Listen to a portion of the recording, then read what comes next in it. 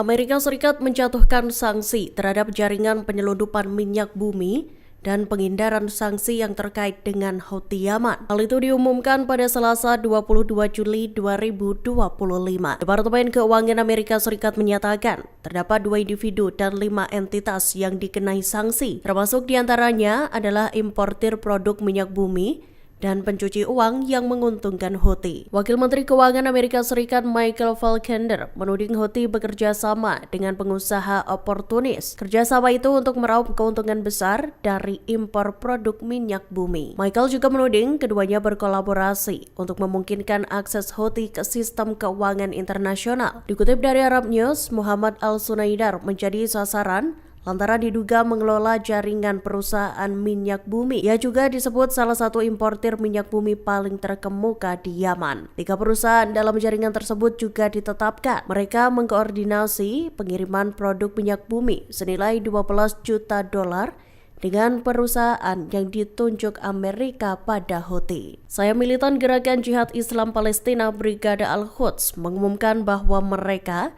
kehilangan kontak dengan unit yang menjaga tahanan. Diketahui unit tersebut bertugas menjaga seorang tentara Zionis yang ditangkap seusai serangan militer Israel. Serdadu Zionis yang ditahan adalah Rom Breslavsky. Dikutip dari Palestine Chronicles, komunikasi itu terputus seusai pasukan Israel menyusup dan mengepung wilayah di Gaza. Kini nasibnya tak diketahui, terlebih selesai kontak terputus dan militer Israel yang melakukan pengepungan. Pengumuman ini muncul di tengah operasi militer Israel yang berlangsung di Gaza. Diketahui, pasukan Zionis berusaha untuk membawa pulang para tentara yang telah ditangkap oleh pejuang Palestina. Israel mencatat sekira 55 orang masih menjadi tahanan di jalur Gaza. 20 orang diyakini masih hidup, sedangkan 35 lainnya diduga telah meninggal dunia.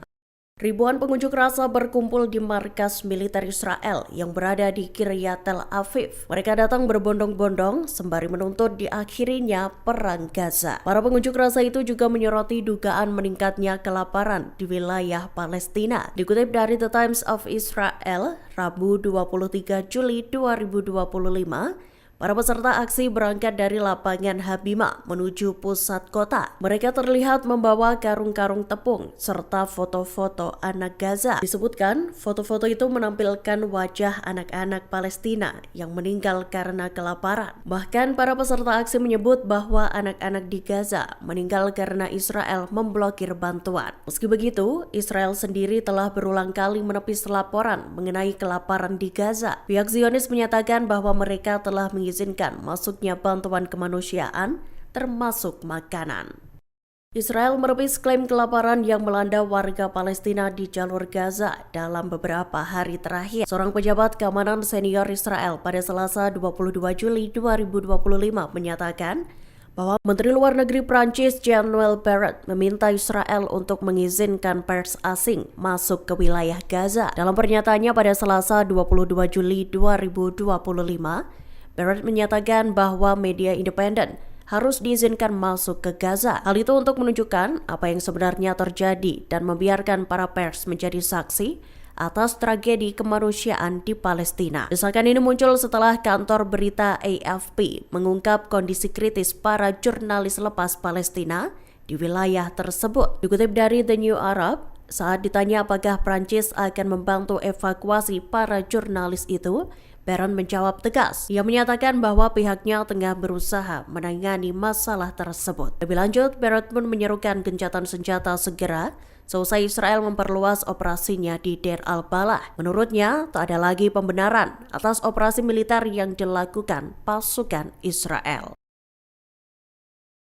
2 tentara Israel yang tengah berlibur di Belgia mendadak ditangkap saat asyik menghadiri festival musik Tomorrowland. Keduanya malah dibekuk dan diinterogasi oleh polisi Belgia. Mereka ditangkap atas dugaan pelanggaran serius hukum humaniter internasional di Gaza. Dikutip dari Tribun News, Rabu 23 Juli 2025, penangkapan ini dilakukan menyusul adanya laporan yang diajukan oleh Hinrajab Foundation dan Global Legal Action Network. Dilaporkan, kedua tentara Israel itu telah menjalani pemeriksaan pada akhir pekan lalu. Setelah interogasi selesai, keduanya dibebaskan tanpa penahanan lanjutan. Interogasi ini dilakukan berdasarkan ketentuan baru dalam Kitab Undang-Undang Hukum Acara Pidana Belgia yang mulai berlaku tahun lalu. Ketentuan tersebut memungkinkan pengadilan Belgia untuk menyelidiki dugaan kejahatan internasional yang terjadi di luar negeri.